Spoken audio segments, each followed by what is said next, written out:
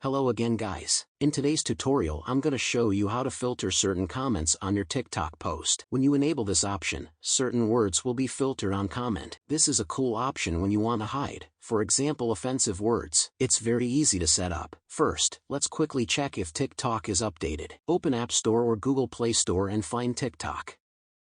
If there is a button update, click on it and wait for a few seconds to finish updating. Now head over to TikTok. On the down right corner, click on Profile icon. Your profile page will open up. Here, on the top right corner, click on these three lines. List of options will open on the bottom of the screen. Click on Settings and Privacy. Now you can see various options. Find option Privacy. Click on it. Here find an option called Comments. Click on it. Option that we need is Filter Keywords.